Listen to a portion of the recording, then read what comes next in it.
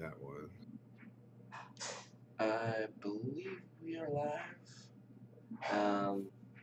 for episode 72 of Trek Live. Welcome all Trek Live crew members to the last episode of Trek Live this year. Bill, what do we got for you? We got a lot, actually. Originally, the plan was to talk about our favorite moments from Trek Live this year, and we haven't really talked about Lower Decks, the comedy animated series that's coming to CBS All Access at some point. We haven't really talked about that, so we're going to talk about Star Trek comedy and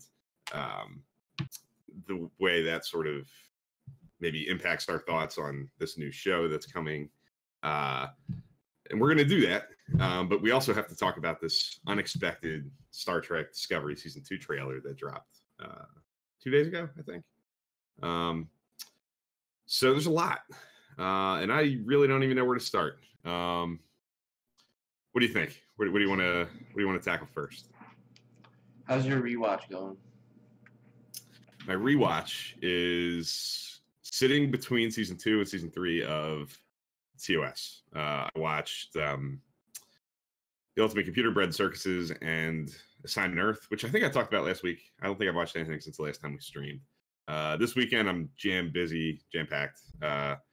So I don't think I'm going to get to anything this week. But I usually take a little bit of a breather, like a week off between seasons anyway. So I'm hoping to start Season 3 next week.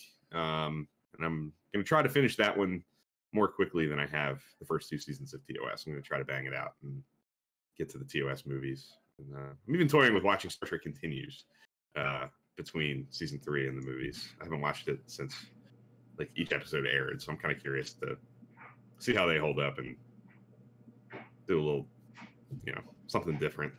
Technically, it is TOS. So. It is TOS? Yeah. And I've never, some of those episodes kind of connect back to stuff that happened in the original series. The first episode is, Apollo's in it with the same actor, and there's a lot of cool continuity stuff that I think might be cool to watch, like in sequence along with the show.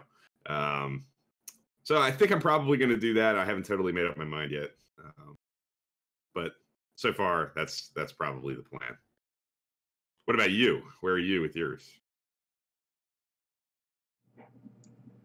I am checking to see which was my last episode. I've watched a few episodes, I think. Cool. Rob's saying he's still in Season 1 of TOS. Rob, what episode are you on? Like, how far into the season are you?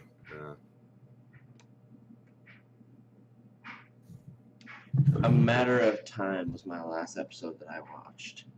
Oh, okay. So you watched Unification. Yeah, great 2-parter. I think, more that I think about it, early Season 5 of TNG is strong for me. Yeah. There's just a lot of solid episodes in that kind of run of 10 episodes there. Yeah, I agree. I think they're on a pretty hot streak kind of at that point. There's not really a true stinker in that bunch, like up to where you are now. Redemption through Matter of Time. They're all pretty good to great. There's some really, really great ones in there, I think. And yeah, Unification's good. There's a lot of big Star Trek stuff in that, like with the Romulans and the Tal Shiar, and there's just like getting into the Vulcan Romulan dynamic. Like there's just a lot of a bunch of meaty guest stuff. Stars. Yeah. Sela with Denise Crosby coming back. Like it's like a jam-packed 2 hours of Trek that I think holds up pretty well. Yeah. And I think it brings in a lot of what has been explored up to then. You got the Klingon side of it. You always get the Romulans, and then the Vulcans are involved as well. So it's definitely a great episode, or a great 2-parter, I guess. So. Yeah, it's one of the few times I think like TNG definitely does a lot with the Klingons, does a lot with the Romulans. Not so much with the Vulcans, but it's the one time I think in TNG where they kind of throw it all together. And I guess in Redemption there's a little bit of it too, where the Romulans are kind of involved with the Klingon Civil War. But TNG doesn't always do that, like get into like the huge like you know, dynamic between all the races that we all kind of know that are like big players in Star Trek history that like Deep Space Nine kind of does, and it certainly does. The way they all kind of mingle together and cause problems for the Quadrant. This is kind of the one time, I think, along with Redemption maybe, that TNG plays with like these big, huge conflicts between multiple species or things that touch multiple species that are like I said, big players in Trek continuity.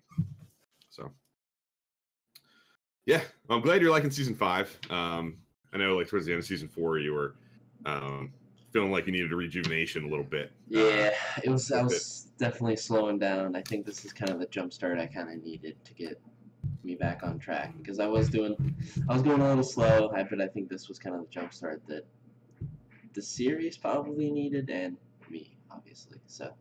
Yeah, well, that's good. That's good. I guess something I'd like to maybe just kind of do right at the beginning is, like you said, this is our last show for 2018, and kind of look back at the year that we've had. What are some of the best, some of your favorite episodes, some of your favorite topics that we've kind of done? When you think about 2018 with Trek Live, like what sorts of things pop into your head is like, yeah, that was good, that was fun.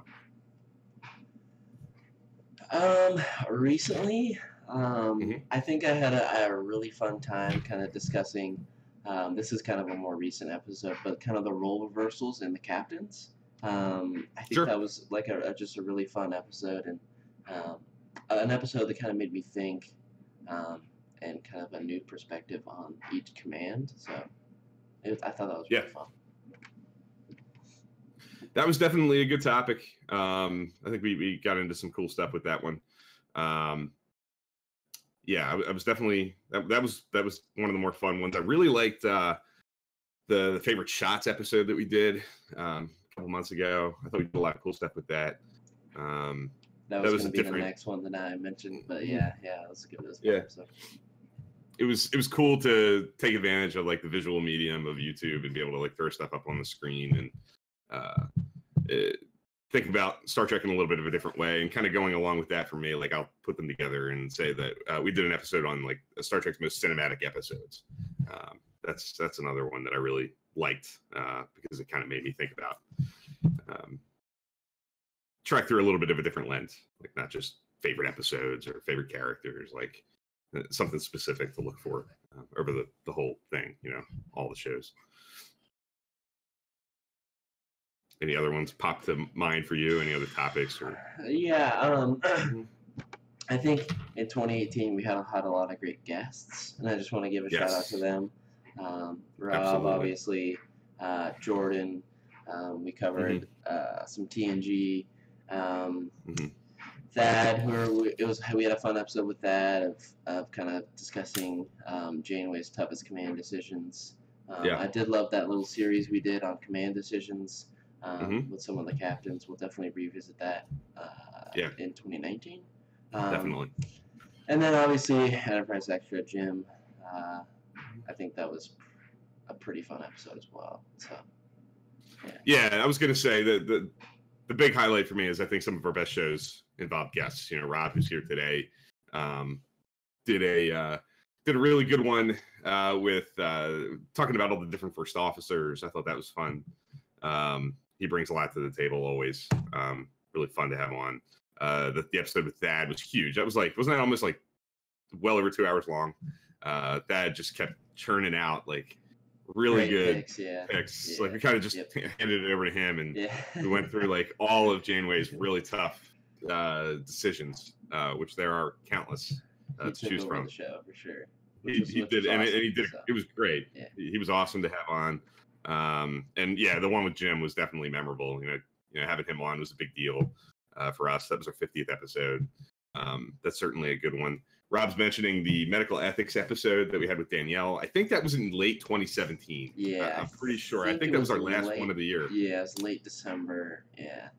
Yeah, that was a fun. I think we did that. Though. Yeah. That was if it was early in 2018, which maybe it would definitely be on the list. That's a memorable one because we really got into some like heavy topics. definitely a different kind of conversation. That one's over on Facebook Live. That was and that was actually something else I was going to bring up. Coming back to YouTube, we had this like 3-month period of time where towards the end of 2017 and into the beginning of 2018 that we were streaming on Facebook Live for a couple different reasons, I guess. But coming back to YouTube is definitely a good thing. And one of those episodes over at Facebook Live was the medical ethics episode with Danielle. So I'd love to figure out a way to get that over here to YouTube, just so it's like here stationary. I don't know if it's possible or a way to do that, but if anybody's watching this and can find their way to our Facebook page to find that episode, you'd be doing yourself a favor. And it's not because of me or Dan. It's because of Danielle. She was a really, really good guest and brought a lot of good stuff to the table. So while I'm not sure that was in 2018, it's definitely one that I'm always proud of, and I'll be bringing up for years to come, I'm sure. Yeah, I think I have the full unedited version on the hard drive in my computer, so I might edit it. Oh, cool. And throw it up for you guys maybe after the holidays, so you guys can have that and revisit that and see an awesome episode. So definitely, that's one of our timeless ones too. Like some of our episodes are, especially like the ones related to Discovery, they're kind of flash in the pan. We're talking about like current events, and a lot of the episodes where we're speculating about what's going to happen in Discovery, or like reviewing episodes as they come. Talking about trailers, like they're cool to revisit and see like what were we thinking at the time. But some of the topics, like the medical ethics one, and a lot of ours, it doesn't really matter when you're watching it. Like they're not really referencing anything current. It's talking about Trek and like the big picture. So yeah, that'd be really cool to do. Rob's mentioning what makes a good villain was an episode that we did that was definitely really fun. That was a good one. We talked about a lot of that was a good topic. I think we had some good ones. I think a lot of our some of our best episodes were topics that were a little outside the box. Not just pick your favorite this, favorite that, which are always fun to do. Trying to think back and look at our little backlog here.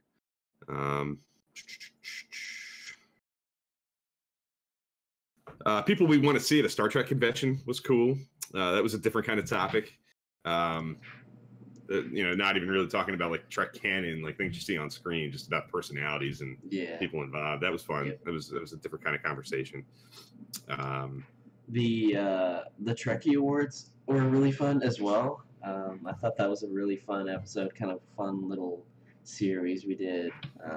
We did a couple of those Trekkie Awards, so it was fun. Yeah, it's always fun to talk about those outside of just posting them on Twitter. That's definitely a good memory for sure. We did the motion picture. We did the Search for Spock. We went pretty deep dive on those two movies. They were pretty good, I think.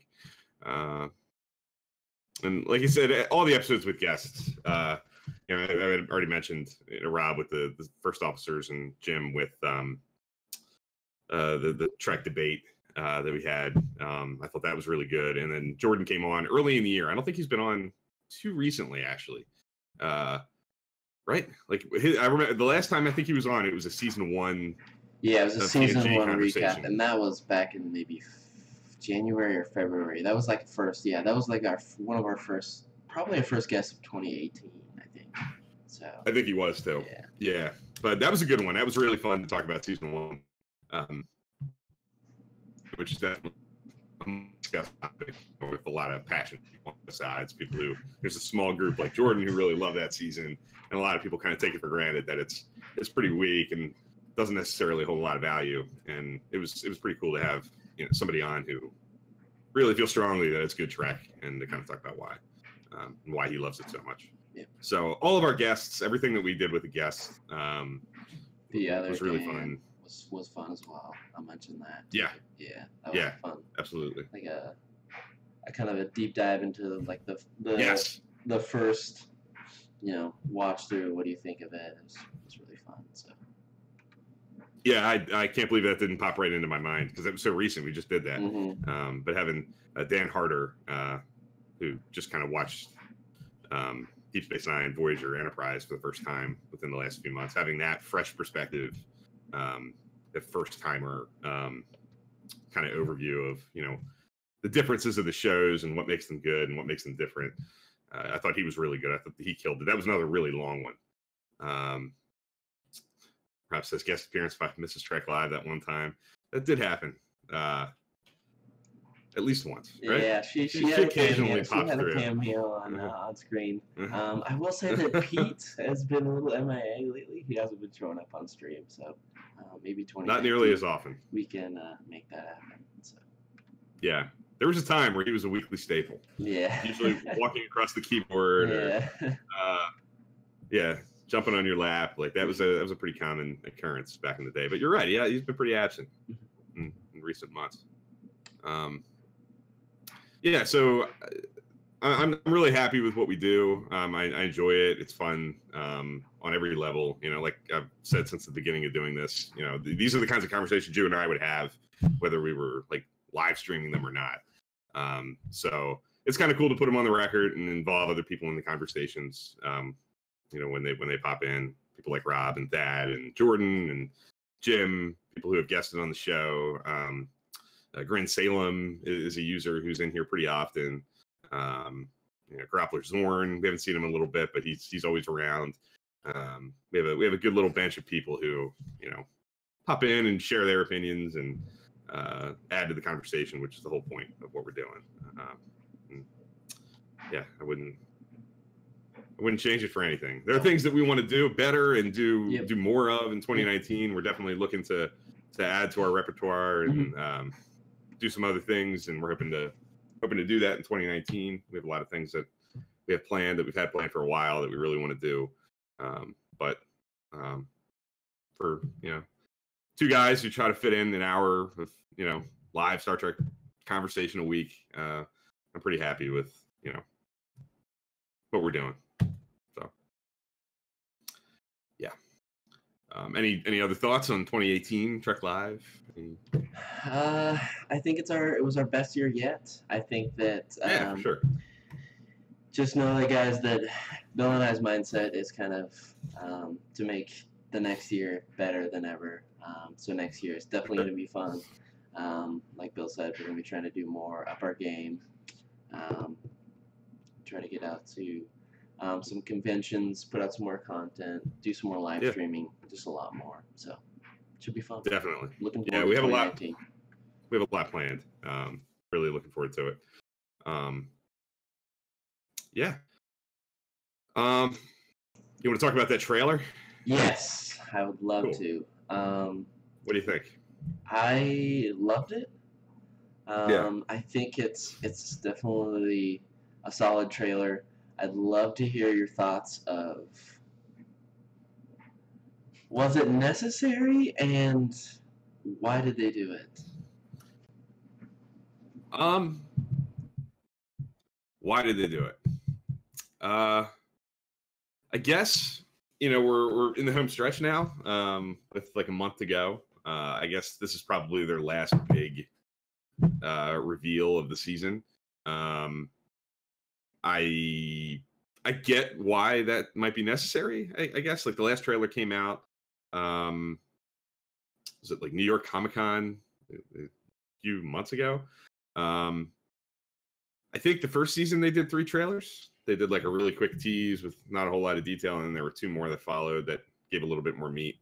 I'm grateful that they did it because it got me excited. I think they showed a little bit more. I think I got the impression that they were showing bits and pieces that go deeper into the season than maybe some of the earlier trailers did. I think that first one probably was, maybe the first episode or 2. And the second one may have gone a little bit deeper into the season. But this one, I know they're pretty much done filming the season. I think they said they're wrapping in 2 weeks. In an article this week that came out about like where they stand and how things are going. And with the added episode, I think that all kind of came out at once. I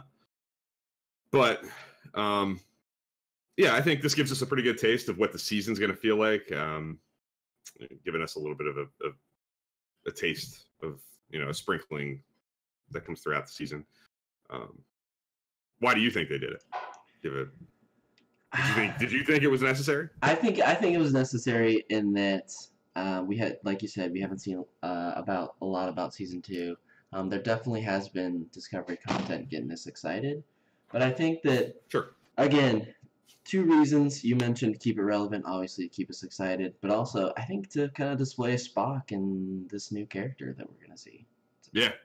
Mm-hmm.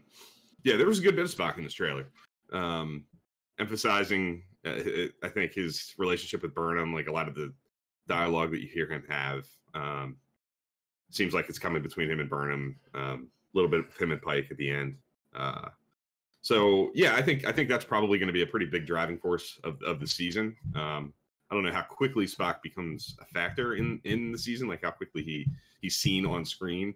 But I think even when he's not there physically, the story is probably going to revolve pretty heavily around, his relationship with Burnham and Sarek, and Pike. And so I think he's going to loom large. And I think you're right. This trailer kind of gives you a pretty good taste of like what he's going to be like, and what he's going to look like, and all that. Like that.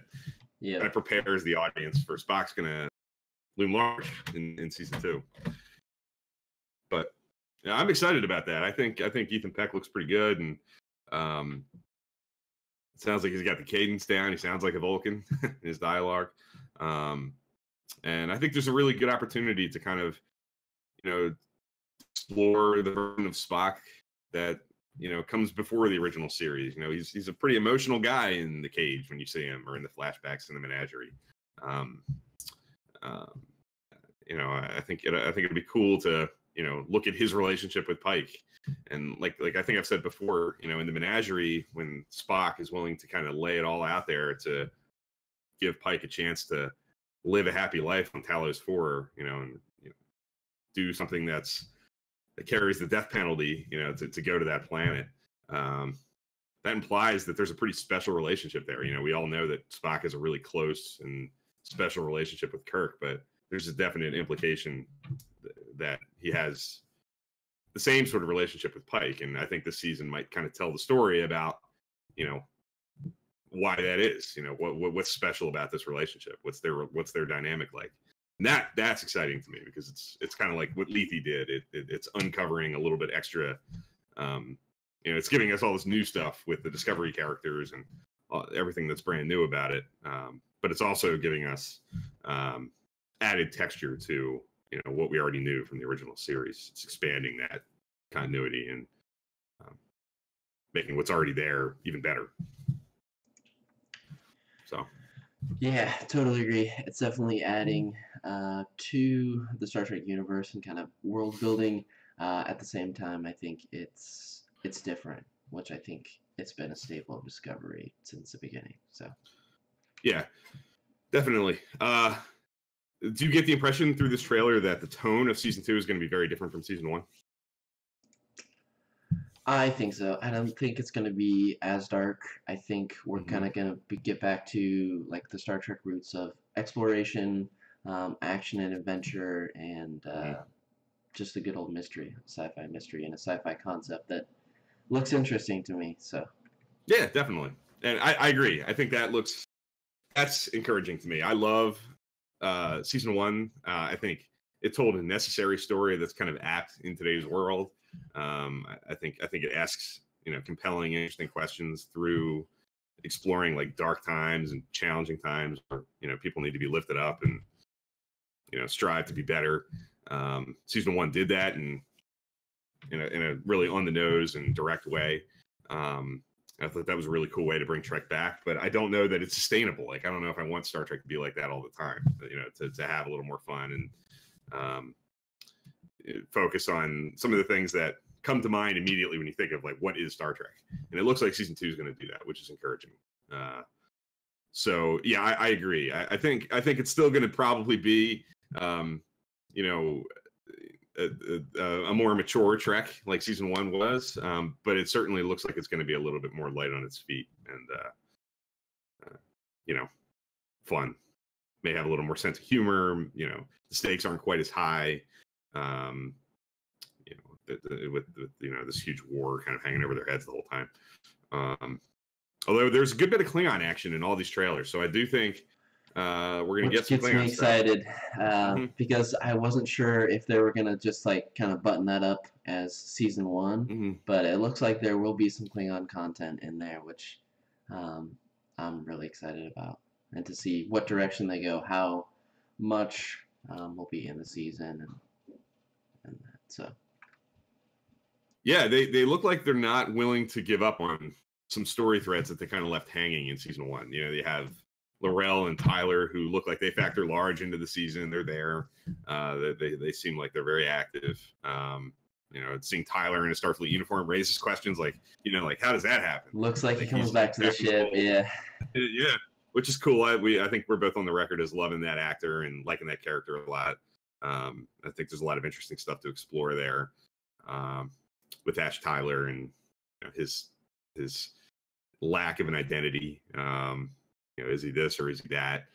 I think that's a really cool thing to explore, and I'm really glad that he's there. But like him and L'Rell and the Klingon thing, like you said, and even Georgiou, like Mirror Georgiou, Emperor Georgiou, like she's obviously a pretty big factor in the season. These are things that they could have chosen and probably wouldn't necessarily have been criticized for doing to kind of button up and leave behind in season 1, and say that they're, you know, isolated to that season. You might get little tastes of them here and there throughout the show, but they're not going to be big factors moving forward.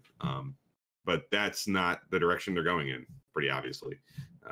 All three of those characters, those storylines look like are gonna play big roles moving forward, which I think is cool. You know, it's going to be important, I think, to, you know, keep these seasons, if the show's going to run for a while, tied together somehow. Like, don't tell completely isolated stories. You know, build, you know, something that, you know, runs the gamut throughout the whole show. So yeah, definitely eager to see where they go with those characters. And obviously Section 31 looks like it's factoring pretty big with Georgiou. I didn't necessarily, like, we knew that pretty early that was going to be a factor. I think way back they released that like extended scene from the finale that revealed that she's going to be Section 31, and that's what the Black Badge was. So that was pretty obvious that was going to be a thing. But she's in this trailer a lot, which kind of leads me to think that she's going to be in the show a good bit in season 2. Which I am excited about because Michelle Yeoh is a legend, and I think she's awesome. Yeah. She's cool because she can play like the good guy and then the bad guy at the same time. So it should be fun to see how she interacts with the rest of her bridge crew and stuff. So it should be fun. I'm a big Section 31 fan before this, so it should be fun. Yeah, exploring, like, you know, what Section 31 is in the 23rd century, and, you know, how they operate, what their deal is, how open are they, like, who knows about them, is going to be interesting. You know, and the whole dynamic with, remember, like, the majority of the people, I think everybody but Saru and Burnham and the guy who beamed her over at the end of What's Past is Prologue, think don't realize who she is. Like, they think she's Captain Georgiou, who was like rescued. And they have no idea that she's from the Mirror Universe, which I think is a cool little twist and makes the character even more interesting. And, you know, Tilly knows, and I guess Tyler knows because they went on the away mission at the end of the season. But it's not widely known who this person really is. People assume that she's, you know, a rescued captive from the Klingon ship and not from the Mirror Universe. So are they? There's a lot of interesting stuff. Yeah, I wonder if they're going to keep her cover, or they're just going to blow it, or I guess we'll see. We'll see. January, so. Yeah. Yeah, there's so many open-ended questions that are really exciting to think about, and it's not that far off. We're like 4 weeks out. A month from Monday, I guess it's back. So, yeah, really exciting. 14 straight weeks of new Trek. Gonna be good times. Yeah. So I think that pretty much does it for season 2 trailer number 3 for Discovery. Yep. I do think that's probably going to be the last big piece of, like, footage that we're going to get until the season comes along, the premiere. So, yeah. What do you think? Do you think there's going to be anything else? I don't think so. I think I will say before we kind of move on to TrekCon, the new series. The posters again, same as season 1. I think they crush it. I think they look awesome. Yeah. So I just want to put that out there. Yeah, the poster's gorgeous. All that artwork that came out the other day for the season is a beautiful thing. That's a poster that would look really good on my wall. I hope they put it out somehow and it's like gettable. So yeah, I couldn't agree more. It's really good. So Star Trek comedy. Yes. Comedy is not something that is necessarily like typically associated with Star Trek. It's not always a funny show, Yes. any of them. But it's always there. Like it tries. It definitely is. To go there. Yep. I think all the shows play with it. And we're going to get the whole kind of reason I think this is an apt conversation that people should have. This is obviously a few months ago. We've kind of been packed with topics and haven't really covered this. But Star Trek Lower Decks is going to be an animated series on CBS All Access at some point in the future. It's going to be a comedy animated series about the crewmen who work like the most insignificant jobs on an insignificant ship. It's kind of like the log line of what the show's going to be. And it's going to be run by the guy who runs Rick and Morty, which I can't claim to have watched. Are you somebody who's watched that show? I haven't watched it. I know it's very popular. And I think that's what they're trying to do is kind of capitalize on the success of kind of Rick and Morty and other animated comedies that have been successful in the past. So yeah. Is Rick and Morty a like? Do you know? Is it like an Adult Swim kind of thing? Is it? It's like a mature adult comedy. I'm guessing. Yeah. Rob's seen it. He says it's a great show. Yeah. So, I don't think that the aim of this show is going to be the same as the 1970s animated series. I have a feeling they're not going for the same audience that was. Rob saying Rick and Morty's kind of dark and cynical, but very, very funny. And it's Adult Swim. Okay. I guess before we talk about Star Trek comedy in general, like, it begs the question, like, where do you stand on like this concept as a whole? Like, are you interested in this? Are you worried about it? Like, what do you think? I'm a little worried. It does seem kind of way outside the box that Trek has always been kind of close to. I'm not sold on the idea. I love the idea of doing a Trek comedy. I'd love to see it like an Office-esque, kind of Lower Decks, something like that. With it being animated, it brings a whole different dynamic to the table that I'm on the fence about it. So we'll see. It's an interesting kind of curveball. People have asked for animated Trek for a long time. I remember there was a lot of push for like an animated series set in the Kelvin timeline, and I think they were kind of exploring the idea like right around the time 2009 came out. Like that was the way that they were going to try to get Star Trek on TV during that time.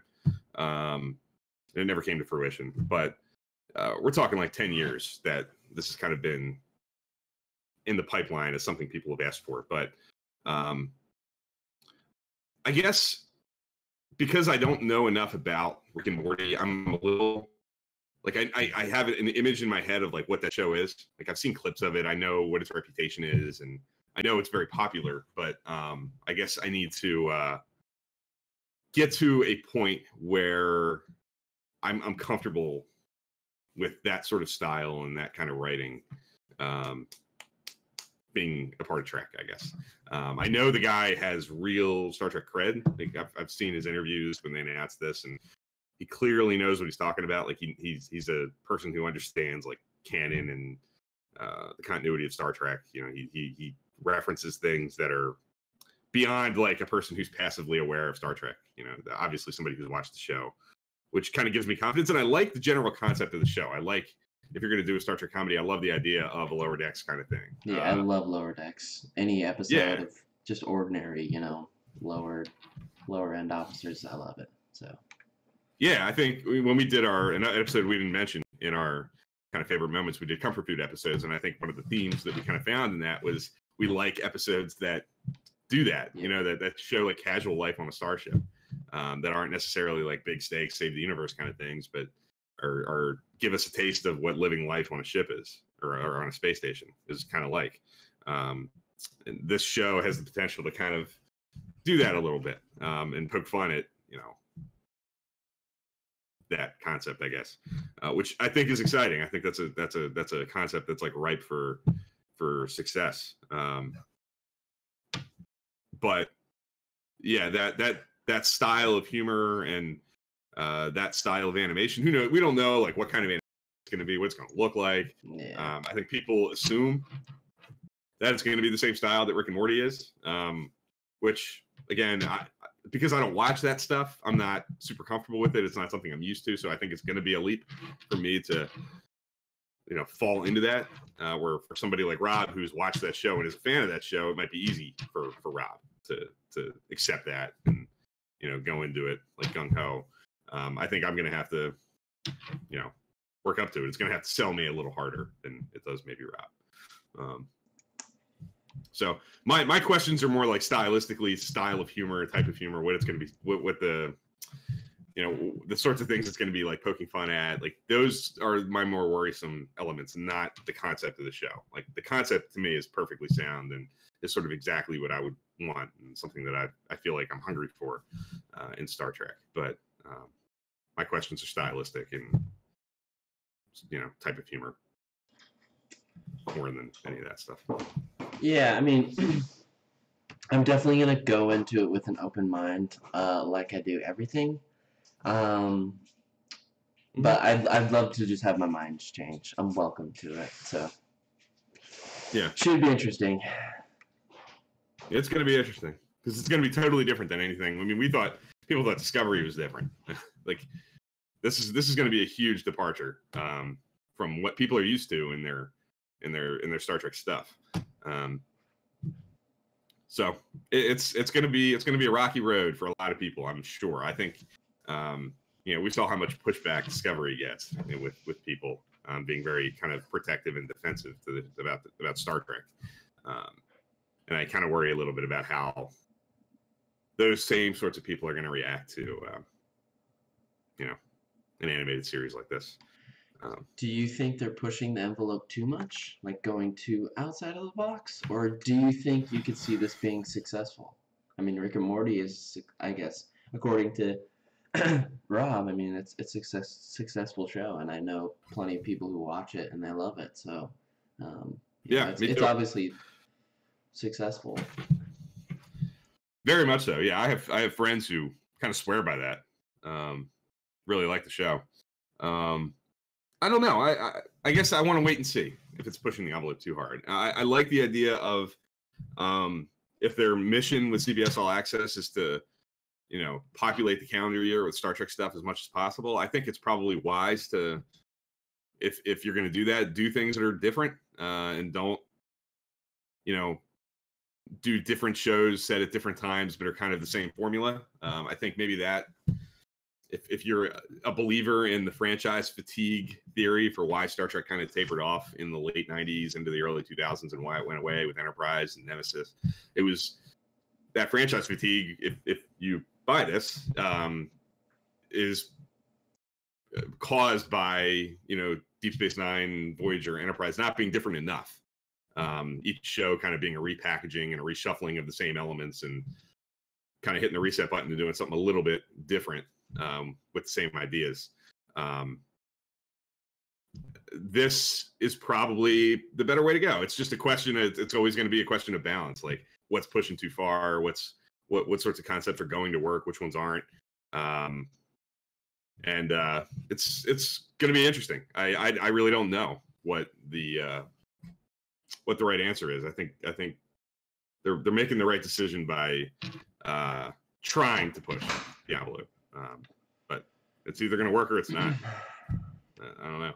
It's going to come down to the execution of the show. If the show's good, if it's funny, if it's reverential to Star Trek, and not And I don't believe it's going to be like this. I don't think it's going to be like poking fun at Star Trek in a mean-spirited way. I think it'll be based on what I know about the creator and what he thinks of Star Trek. I think it'll be, you know, loving and positive as opposed to, you know, negative and mean-spirited. But if it's funny and it's successful and it brings something to the table, it'll work, and it's going to probably embolden them to push the envelope even more. And some of the stuff that we're going to get in the future is going to be even more different. I think it's just all going to come down to execution. Yeah, couldn't agree more. I think that Kurtzman and the whole CBS kind of crew do believe in that Trek fatigue. And I do believe that's got to be why that they're kind of pushing this envelope, is trying to do something different. And I think, you know, it's this, I think, doing something different trend has started in 2009. It's 2009 in the Kelvin timeline.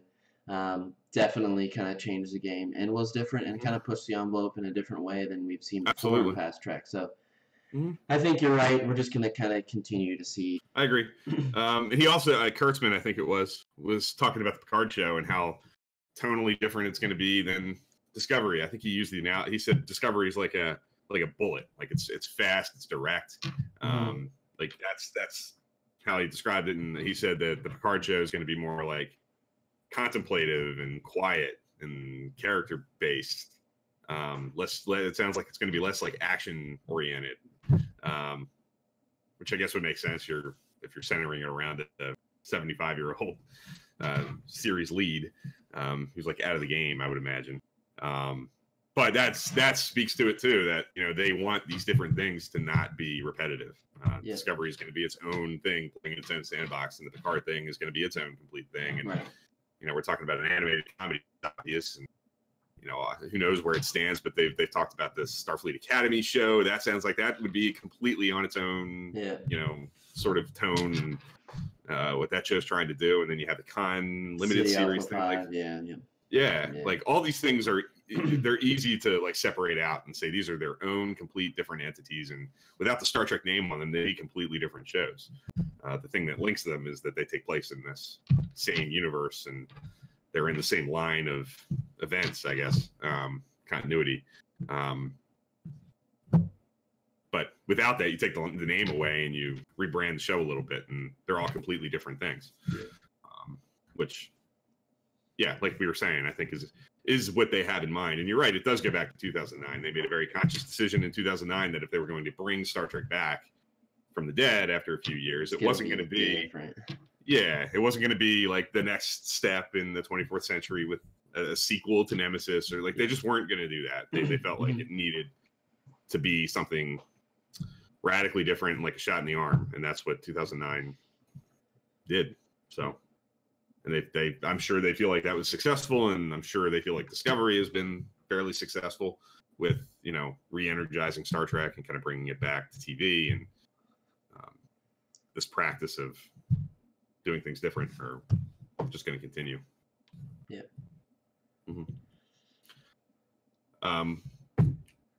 Going to Star Trek comedy more broadly, when you think about which of the Star Trek shows is the most successful with comedy, do you think?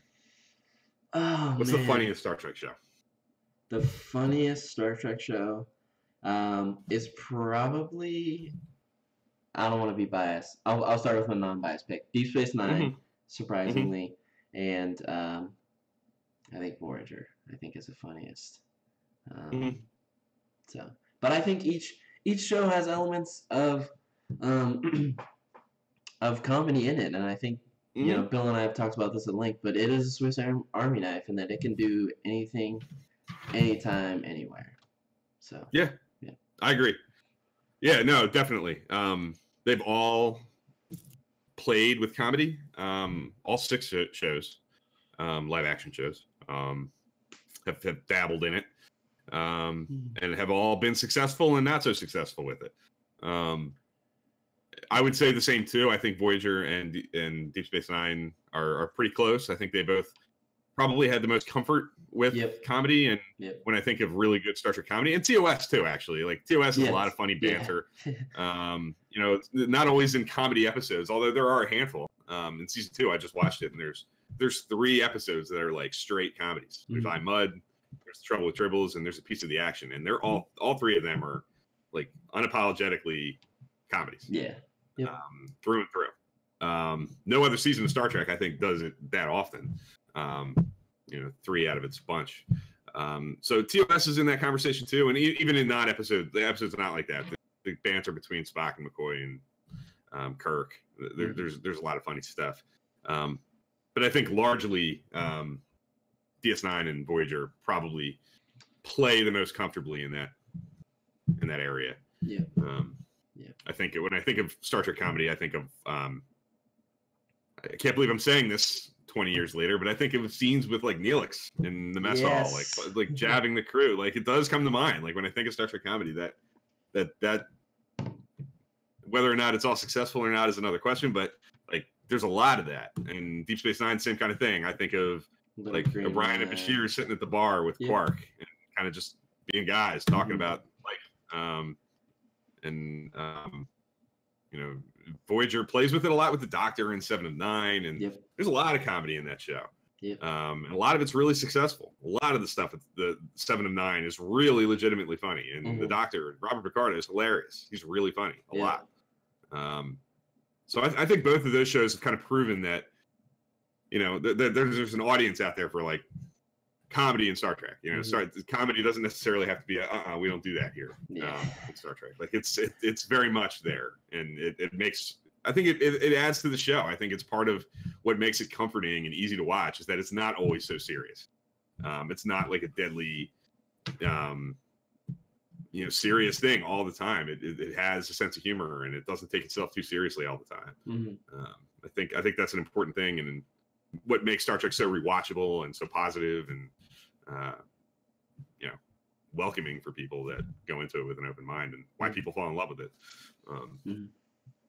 You know, the Kelvin Timeline movies all have humor. Comedy. Yeah, like they're not deadly serious movies. They have very dramatic things happening in them, but they're funny. They have a lot of comedy.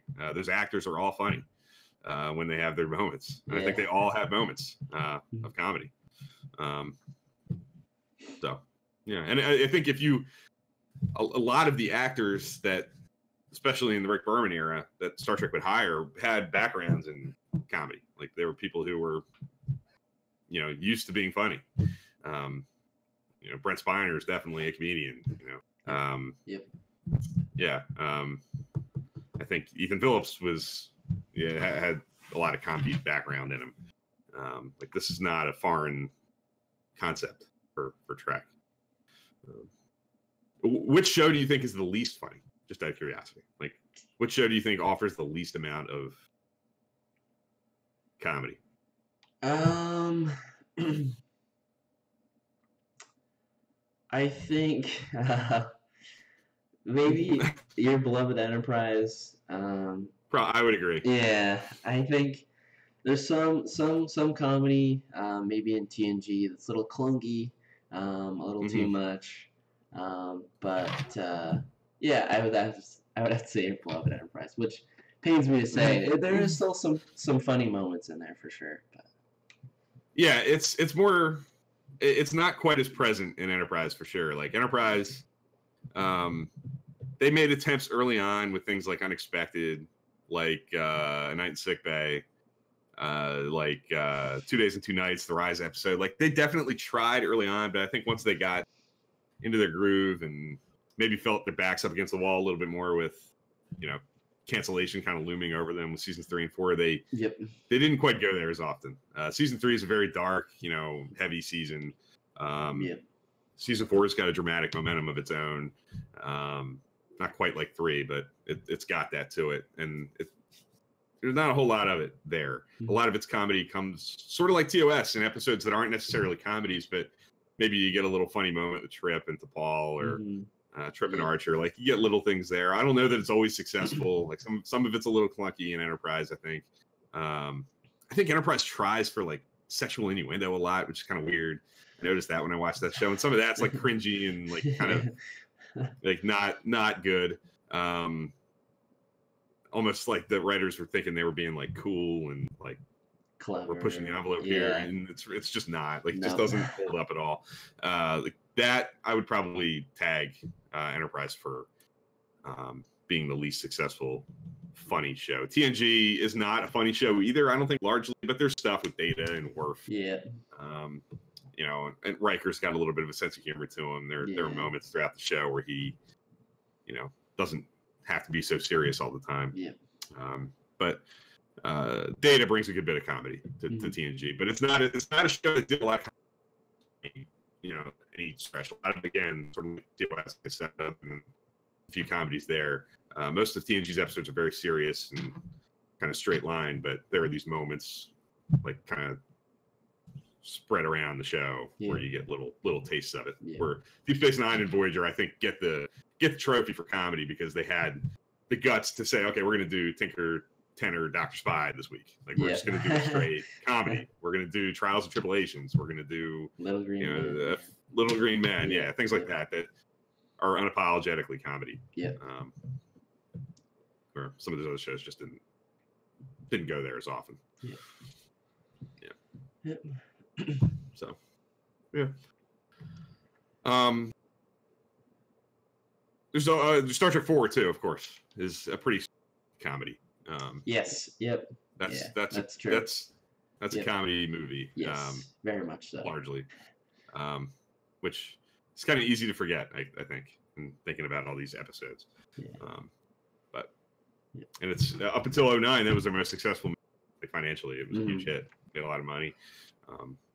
So there's a precedent here for successful Star Trek comedy, which maybe gives me a little bit of confidence. Yep. Any Star Trek content they've been listening to, watching, anything like that? I did listen to. What did I listen to?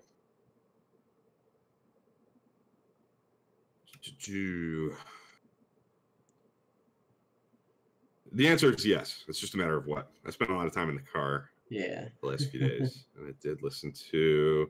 I listened to The Edge's commentary track for The Brightest Star. Yep. Which I thought was good.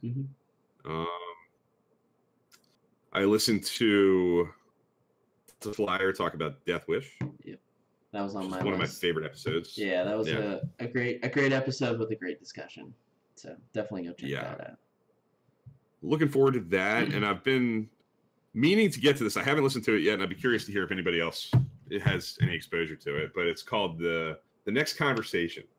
It's a TNG podcast, and Matt Mira, you know who that is?